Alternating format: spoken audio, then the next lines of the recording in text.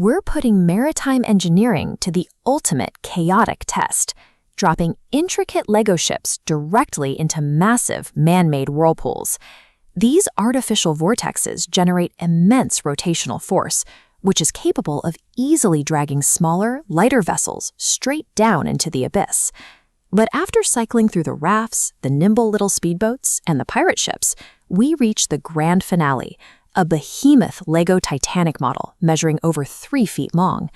Looking at its sheer bulk, logic suggests this imposing structure has enough mass and stability to shrug off the currents of a standard backyard pool. Instead, the moment the massive hull enters the vortex, the ship undergoes an immediate catastrophic structural failure and shatters into pieces. Why did the largest, most visually impressive ship in the entire fleet suffer the most humiliating and complete defeat of any vessel we tested? To understand this failure, we must look at the smaller ships that survived the whirlpool runs. The common denominator among the survivors is their hull construction, a single, continuous molded plastic piece. This seamless design provides absolute watertight integrity, guaranteeing no fluid can breach the hull, no matter how chaotic the current gets. The Titanic, on the other hand, was built using a highly complex piece-by-piece construction method.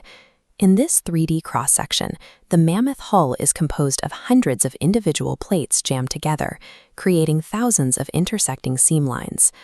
When surface water becomes turbulent, every single tiny gap acts as an open door, pulling fluid directly into the ship's interior. The sheer volume of these microleaks overwhelms the vessel, rapidly destroying its buoyancy from within. The design prioritized an impressive aesthetic scale over basic functional survival, resulting in a highly porous ship doomed to flood. But taking on water is only half the problem. We also have to account for the physical constraints of the testing environment itself. A standard whirlpool creates a fluid trap, pulling objects inward while forcing them to rotate in a continuous, tight spiral. And sitting inside that spiral is a boat over 3 feet long.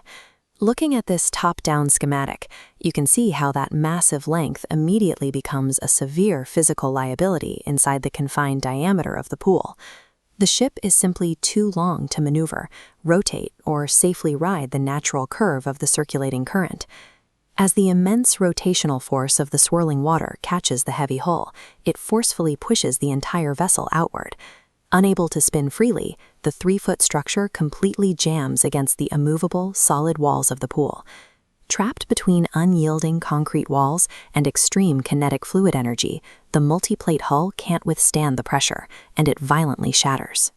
The ship's massive dimensions directly triggered its destruction, causing the hull to be crushed and torn apart rather than merely sinking. When the water finally calms down, we're left looking at a completely scattered, unrecognizable ruin. And somewhere beneath those drifting plastic bricks, the ship's captain is sinking to a watery grave alongside his failed masterpiece. This disaster illustrates a strict rule of engineering. Scaling up a project without first securing its structural foundation guarantees failure.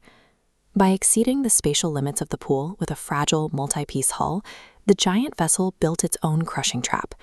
In the unforgiving physics of fluid dynamics, a simple, structurally sound canoe will outlast a compromised behemoth every single time.